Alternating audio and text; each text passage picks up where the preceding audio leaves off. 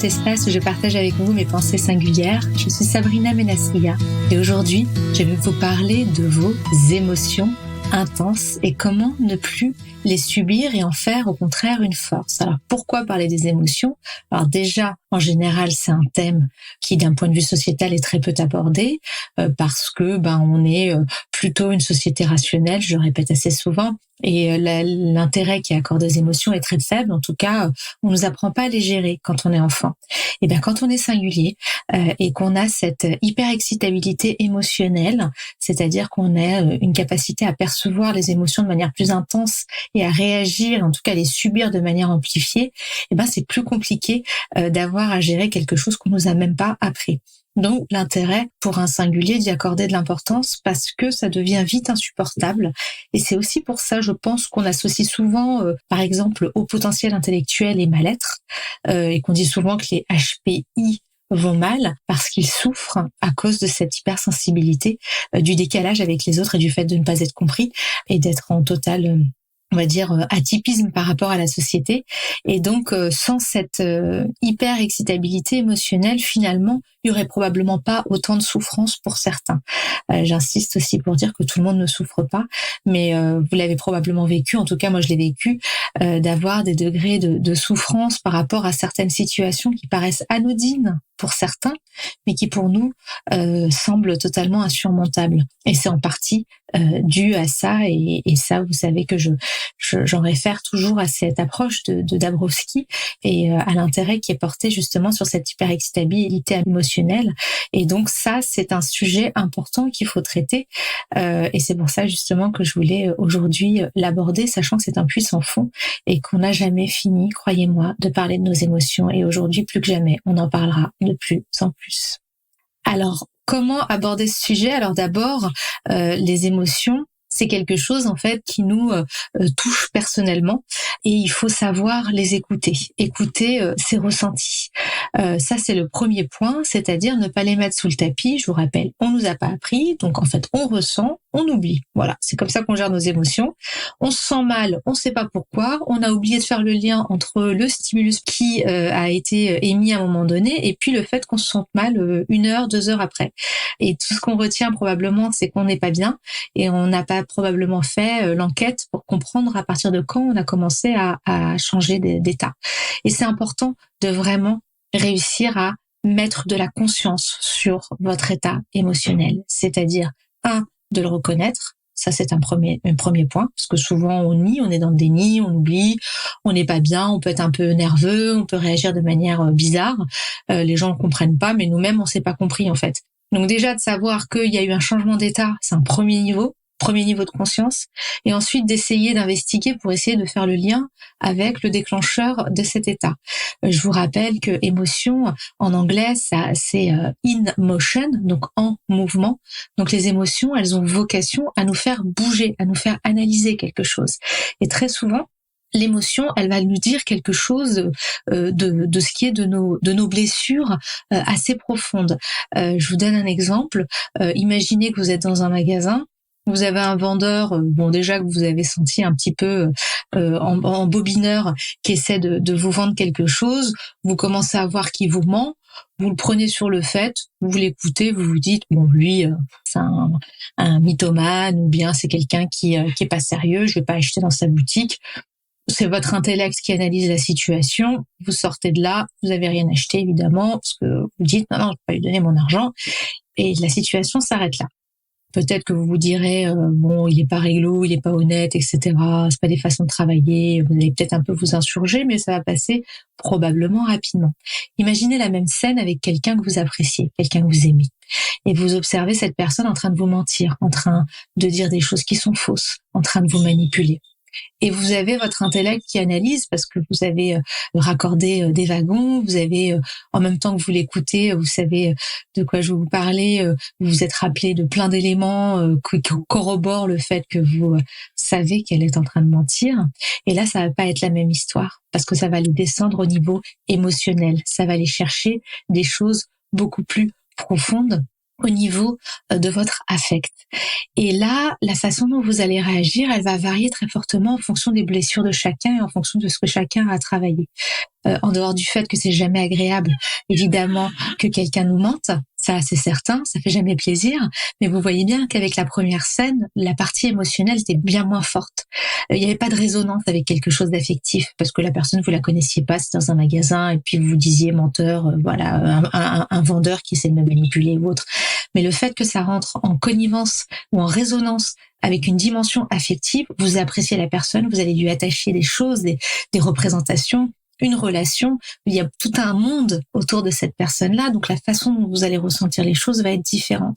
Et là, vous allez avoir beaucoup de réactions, autant de réactions que possible. Vous allez peut-être vous sentir trahi. Si vous avez cette blessure de trahison en vous et que vous êtes convaincu, par exemple, si cette femme est votre compagne, que les femmes, on ne peut pas leur faire confiance et que cette personne, vous vous rendez compte qu'elle est en train de vous prouver ce que vous saviez déjà, vous allez probablement renforcer cette croyance, souffrir encore plus, vous isoler des femmes et vous dire finalement, cette croyance que j'avais, elle est vraie, elle est vérifiée. Vous voyez, ça va venir renforcer quelque chose de très profond, par exemple. Ou alors, vous allez peut-être être dans le déni, parce que probablement que la blessure que vous avez à travailler, c'est pas la trahison, mais c'est le fait de dire, oh là là, je ne vois rien, j'ai pas envie d'être abandonnée, je veux garder cette compagne, je veux qu'elle reste près de moi, donc je fais comme si j'avais rien vu parce que j'ai terriblement peur que cette personne me quitte et qu'elle m'abandonne.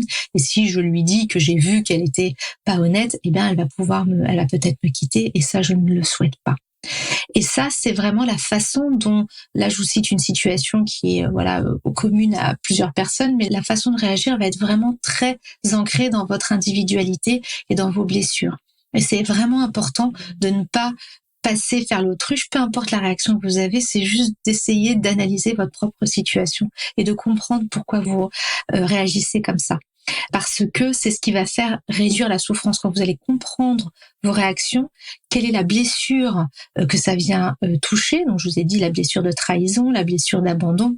Vous avez également la blessure de rejet, donc peur d'être rejeté. Donc est-ce que vous allez pouvoir vous exprimer de peur que la personne vous dise d'un coup de revers, elle va vous dire mais non, tu dis n'importe quoi. Et là tout de suite, vous allez vous taire en vous disant elle a raison cette personne et je vais pas la contredire, parce que vous avez peur d'être rejeté. Et vous voyez que c'est important de comprendre vraiment qu'est-ce que ça va venir travailler chez vous. Et je vous encourage, il y a un livre qui est intéressant, un livre de Lise Bourbeau qui s'appelle Les 5 blessures qui empêchent d'être soi-même et qui vont mettre un petit peu un coup de projecteur sur ces types de blessures à travailler et que nos relations humaines en permanence peut-être viennent réveiller. Donc ça, c'est un point important, c'est vraiment de se poser et d'essayer de comprendre et de chercher, parce que c'est comme ça que vous allez pouvoir, justement, en traitant cette blessure-là, la dépasser et du coup moins souffrir la fois d'après si ça se représente. Parce que moi, je sais par exemple que je souffrais de la blessure de rejet, j'avais peur d'être rejetée et donc c'est ça qui m'empêchait parfois de prendre la parole et de m'exprimer, parce que je voulais surtout pas qu'on m'oppose une quelconque. J'avais vraiment envie que les gens veuillent être avec moi, etc. Et donc j'osais pas m'exprimer par peur d'être rejetée. Et quand j'ai traité cette blessure-là, en me disant mais après tout, si les gens ça leur plaît pas, et tant pis, ils ont qu'à me rejeter, c'est pas grave. Et puis s'ils me rejettent, il y en aura d'autres qui me rejetteront pas. Ça m'a aidé à dépasser cette blessure de rejet et du coup à ne plus appréhender prise de parole, les interactions sociales, etc. Parce que finalement cette blessure-là était guérie. Et c'est ça qui permet du coup dans les interactions d'avoir moins d'appréhension, d'être moins en souffrance et d'être beaucoup mieux avec les autres et de ne plus subir ces émotions. Et à l'inverse, là, je vous parle d'une résonance négative de certaines émotions, mais il peut y avoir une résonance extrêmement positive. C'est-à-dire que de la même manière que vos émotions, elles vous mettent un coup de projecteur en vous disant « Ouh là là, t'as un truc à bosser, là, t'as vu comment tu te sens pas bien dans telle situation, etc. Va falloir que tu creuses. » Elles te disent aussi « Là, t'es dans une situation qui est géniale, où tu te sens bien, et là, t'as une résonance positive par rapport à la situation. » Donc, par exemple, vous êtes dans un groupe avec des personnes, la discussion est agréable, les gens sont bienveillants, vous parlez par exemple d'un sujet qui vous passionne et vous êtes avec des gens, je sais pas, qui parlent de bateaux et vous vous rendez compte que c'est un sujet qui vous transporte.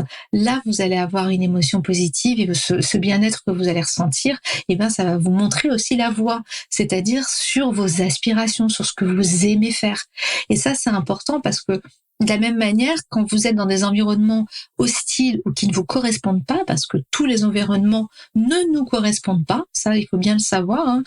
On a tout à fait, il faut pas être gêné du fait de se dire que quand vous êtes dans une réunion avec 15 personnes, ces 15 personnes vous mettent mal à l'aise et vous vous sentez pas à votre place. C'est tout à fait possible. Ou dans une réunion avec des amis, finalement, vous vous rendez compte qu'au bout d'un moment, vous n'y avez plus trop votre place. Et ça, c'est très sain. Je veux dire, tous les environnements ne sont pas forcément positifs pour une personne, pour un individu, y compris pour un singulier. Et c'est bien de s'en rendre compte. Donc, choisir son environnement, c'est important. Et choisir des environnements généralement avec une résonance positive, ça permet vraiment déjà d'être bien, c'est quand même pas rien. Et puis aussi d'essayer de détecter là où on est dans notre zone de développement, notre zone de talent. Ça, j'en avais parlé dans un autre podcast sur le talent et la compétence, qui est de dire, par exemple, moi, quand je crée, je donne un exemple, quand je suis dans une situation où on discute, on essaie d'élaborer des solutions et que la créativité s'active, je me sens extrêmement bien parce que je vais aller travailler mon intensité créative. Et il y a des personnes avec lesquelles ça résonne énormément. Et là, c'est extrêmement agréable. Et puis, il y a des personnes, vous avez parlé de créativité, donner de nouvelles idées, ça va complètement les faire flipper. Ils vont faire 3 pas en arrière, critiquer, dire c'est n'importe quoi, etc. Et là, vous allez avoir une forme de retour à l'expéditeur et vous n'allez pas être forcément à l'aise dans votre zone de talent. Donc la résonance positive, c'est aussi un indicateur de là où vous êtes bien, de là où vous êtes à votre place et où vos émotions sont bien placées finalement, et que après tout, ça peut être le chemin vers vos aspirations, savoir ce pourquoi vous êtes fait, ce qui vous met dans des conditions favorables de développement, et ça, c'est pas à négliger non plus. Donc les émotions, c'est vraiment dans les deux sens, et il faut savoir les écouter, qu'elles nous fassent mal ou qu'elles nous rendent finalement heureux. Et il y a un autre point qui est important à prendre en compte, c'est qu'effectivement, il faut savoir écouter ses émotions, mais attention, moi, il y a un point de vigilance avec les singuliers que j'aimerais partager avec vous, c'est le danger de l'empathie. C'est-à-dire que souvent, en tant que singulier, vous êtes empathique. Et donc, vous allez être à l'écoute de l'autre. Et là, le problème de l'empathie, c'est génial, c'est une très belle qualité, c'est celle qui crée de la connexion entre les hommes, et c'est celle qui nous permet de nous connecter et de nous comprendre les uns les autres. Donc les personnes empathiques, ce sont d'excellents connecteurs de la nature humaine, et c'est une très belle qualité, et énormément de singuliers en sont pourvus. Le risque, c'est de ne pas réussir à faire la part de ses propres émotions et des émotions des autres. Et ça, c'est un point important. Parce que ce qui peut arriver si vous êtes très empathique, alors il y a vraiment des degrés, en tant que singulier, vous verrez comment ça vous parle. Vous avez des personnes qui sont totalement empathiques, qui vibrent ça en permanence, et puis vous en avez qui ont réussi à couper un peu ce type de lien et à savoir faire la part justement de ce qui leur appartient et de ce qui appartient à l'autre. Voyez où vous situez dans l'empathie, mais en tout cas, l'hyper-empathie des singuliers peut les mener à être totalement dans l'autre. Je vous rappelle l'étymologie du mot, en, c'est dedans, dans le pathos. Donc je suis totalement dedans l'autre. Et quand j'écoute l'autre, j'ai cette capacité d'abstraction qui est inhérente à l'empathie, c'est celle d'être dans une forme d'abnégation, d'objectivation. Donc je me mets un peu à distance de la situation, et puis je suis totalement dans l'autre. Donc moi, ma vie, mon œuvre, mes sensibilités, mes émotions, ça n'existe plus puisque je suis à l'écoute de l'autre, et c'est bien le but de l'empathie, c'est d'être dedans l'autre. Donc ça, vous le faites assez naturellement généralement, vous parlez très peu de vous, vous écoutez, vous essayez d'aider, vous essayez de guider, et vous êtes totalement décentré. Bon, ça c'est super quand il y a une situation de crise, quand on est avec des amis proches dans des situations particulières, mais ce n'est pas votre métier, et donc soyez vigilants, parce que dans ce type de situation, vous pouvez totalement vous oublier, et donc vous pouvez mettre vos propres émotions de côté, et donc être totalement au service de l'autre. Et ça, voilà, comme je vous le disais, si c'est votre métier, c'est parfait. Moi, je pense que l'empathie, ça devrait être une qualité obligatoire quand on est médecin, aidant, enseignant, parce que on a vraiment besoin, on est au service de l'autre dans ces fonctions-là. Donc, c'est une qualité qui est extrêmement importante. Mais si c'est dans des conditions amicales ou autres, comme je l'entends souvent et comme beaucoup de singuliers m'en témoignent, eh bien là, vous n'existez plus dans la relation. Donc, ça devient une relation unilatérale et vos propres ressentis disparaissent. Et ça, c'est dangereux parce que vous vous oubliez. Et bien évidemment, charité bien ordonnée commence par soi-même. Ne jamais s'oublier dans l'équation. C'est ce que je répète assez souvent. C'est que vous existez. Vous avez le droit d'exister. Vous avez le droit d'avoir des émotions. Vous avez le droit d'être blessé. Vous avez le droit d'être fatigué. Et vous avez le droit de pas avoir envie d'écouter quelqu'un parfois parce que c'est compliqué, parce que vous n'êtes pas en état. Donc ça c'est bien de se le reconnaître à soi. Ce n'est pas automatique, l'empathie. L'empathie, c'est quelque chose qu'on peut utiliser avec parcimonie et qui ne doit pas nous desservir quelque part. Et encore une fois, il faut toujours mettre de l'essence dans son moteur. Donc, si vous êtes toujours à l'écoute de l'autre, vous pouvez oublier vos propres émotions. Et du coup, vous, qui c'est qui va venir vous écouter? Là, vous allez devoir trouver quelqu'un. Ou bien gérer tout seul avec vous-même, comme beaucoup de singuliers savent le faire. Donc, soyez vigilants sur ce sujet de l'empathie, de ne pas vous décentrer totalement, de ne pas oublier, de ne pas être totalement dans l'autre. Et encore une fois, je vous rappelle cette petite astuce. C'est que quand vous êtes dans une relation avec quelqu'un, quelle qu'elle soit, amicale, affective, familiale, même avec vos propres enfants, si vous vous sentez fatigué, vidé, après une discussion, c'est que vous êtes en déficit d'énergie. Donc, c'est que vous n'avez pas reçu. C'est que vos émotions, elles vont venir vous rappeler à l'ordre. Elles vont venir vous dire, vous allez vous sentir mal, vous allez vous sentir fatigué. Et là, vous allez avoir des émotions qui sont pas forcément des émotions positives. Et ça, ces émotions vont venir vous rappeler que vous vous êtes oublié. Elles vont venir vous rappeler que cette relation, elle est unilatérale et que vous ne recevez pas, ou alors que vous avez trop donné et que vous ne vous êtes pas donné à vous-même. Donc, c'est important de ne pas rentrer chargé avec les émotions des autres, parce que souvent dans l'empathie, on prend ce que l'autre nous donne parce que voilà, on est dans l'autre, donc on s'oublie. Donc l'autre va pas bien, on peut ne pas être bien. La personne vous apprend des choses un peu dures, vous partez avec le sac de la personne sur votre dos. Et ça, c'est absolument pas bon parce que ça ne vous appartient pas. Aussi dur soit l'expérience de la personne, et croyez-moi, je le dis avec beaucoup d'humanité parce qu'évidemment la détresse humaine me touche, mais ça ne vous appartient pas, ce n'est pas à vous. Si vous pouvez aider, vous aidez, vous tendez la main. Attention au syndrome du sauveur. Le syndrome du sauveur chez les singuliers est très fréquent. Comment je vais sortir la personne de sa situation? Attendez que la personne vous demande de l'aide, parce que souvent le singulier va aller aider au détriment de la personne, c'est-à-dire envers et contre elle, c'est-à-dire qu'elle a rien demandé, mais je vais faire ça, et puis machin, et puis je peux... Non, attendez qu'elle vous demande, qu'elle vous sollicite. Déjà, ça, c'est une première chose. Si elle ne vous sollicite pas, ne faites rien, parce que ça lui appartient. Et si ça vous fatigue et ça vous épuise de l'écouter, ne l'écoutez plus.